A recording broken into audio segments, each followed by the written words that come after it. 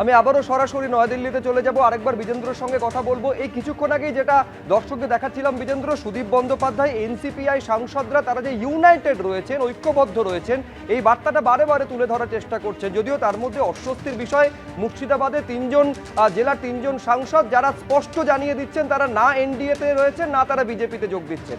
আজকে মুখ্যমন্ত্রীর সঙ্গে বৈঠকে সেই তিনজন রয়েছেন, আলাদা করে সেই নিয়ে কিছু কথা হচ্ছে কি? দেখো, সেটা তো তারা আজকে জানালেনি, যখন আজকে তারা মিটিংয়ে যাননি এনডিএ বৈঠকে, এবং সেই এনডিএ বৈঠকে আজকে কার্যত ওয়েলকাম করা হলো সুদীপ বন্দ্যোপাধ্যায়কে, যেহেতু তিনি আজকে প্রথম এনডিএ বৈঠকে গেছিলেন। গত সপ্তাহে কাকলি ঘোষ দস্তিদার ছিলেন, যেহেতু সুদীপ বন্দ্যোপাধ্যায় কলকাতায় ছিলেন। এনডিএতে এর আগেও টিএমসি থেকেছে, যখন সুদীপ বন্দ্যোপাধ্যায় মন্ত্রী ছিলেন এবং অটল বিহারী বাজপেয়ীর জামানায় তারা এনডিএ মিটিংয়ে যোগ দিতেন মঙ্গলবার।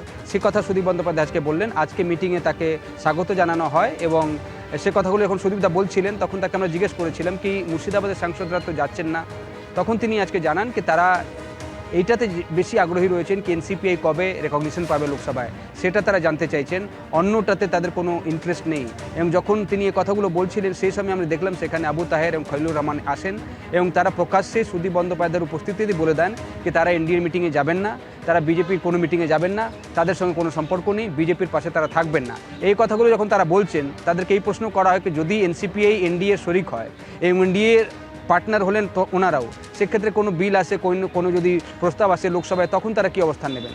তখন তারা বলছেন কি মুর্শিদাবাদের স্বার্থে, সংখ্যালঘুদের স্বার্থে, যেই মুসলিমরা তাকে সাপোর্ট করে জিতিয়ে নিয়ে এসেছেন তাদের স্বার্থে তারা কথা বলবেন। যদি তারা কোনো বিল বা কোনো নিয়ম, কোনো প্রস্তাব এরম দেখেন যেটা সংখ্যালঘুদের বিরুদ্ধে যাচ্ছে, সেটা তারা বিরোধিতাও করবেন, এ কথাও খলিলুর রহমান এবং আবু তাহেররা জানিয়েছেন।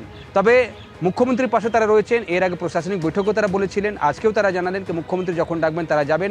সেটা তাদের প্রায়োরিটি হচ্ছে শুধুমাত্র একটাই, তাদের এলাকার উন্নয়ন। মুর্শিদাবাদ পিছিয়ে পড়া জেলা, সেখানে বিভিন্ন কাজগুলো করার ক্ষেত্রে রাজ্য সরকারের সহযোগিতা লাগবে। তাই তারা এনসিপিআই সাংসদ হয়ে মুখ্যমন্ত্রীর দ্বারস্থ হয়েছেন। এই মিটিংয়ে তারা আগেই চলে এসেছিলেন, ইউসুফ পাঠানকেও আমি দেখলাম কিছুক্ষণ আগে তিনি এসেছেন, এবং এই মিটিং প্রায় 1 ঘন্টা হয়ে গেল, লাঞ্চের মিটিং। এখানে কিন্তু তারা মুখ্যমন্ত্রীকে সরাসরি তাদের জেলার কথাগুলো বলবেন, এটা মুর্শিদাবাদের 3 সাংসদও জানিয়েছেন। বিজেন্দ্র, তুমি আমাদের সঙ্গে থাকো, আমি এইখানে দর্শকদের সামনে রাখতে চাইবো এই যে এনসিপিআই এর যে আজকে মুখ্যমন্ত্রীর সঙ্গে বৈঠক, যে 19 জন এনসিপিআই এর সাংসদ রয়েছেন এবং 3 জন তৃণমূল ত্যাগী বিজেপি সাংসদ রয়েছেন। এই মুহূর্তে প্রায় 1 ঘন্টারও বেশি সময় হয়ে গেল মুখ্যমন্ত্রীর সঙ্গে বঙ্গভবনে তাদের বৈঠক চলছে। কি বলছেন রাজ্যের পুরমন্ত্রী তা নিয়ে দেখুন। আমি সত্যি বলতে কি আমি খুব একটা ইন্টারেস্টেড নয়, মানে কে ঢুকছে, কে বেরোচ্ছে, কে যাচ্ছে, কে বৈঠক করছে। আমরা যারা মাননীয় মুখ্যমন্ত্রীর টিমে আছি, and he is a team leader, আপনি জানেন যে সকাল থেকে রাত অবধি আমরা শুধু লোকজনের সাথে মিটিং করছি যে কি করা যায়, কোনটা স্মার্ট সিটি করা যায়, কোথায় ফ্লাইওভার বানানো যায়, কোথায় সলিড ওয়েস্ট ম্যানেজমেন্টটা পুরো পশ্চিমবঙ্গে ঠিক করতে হবে বাই 2027। মানে ডেভেলপমেন্টের কাজের জন্য সত্যি বিশ্বাস করুন মাথা তুলতে পারছি না।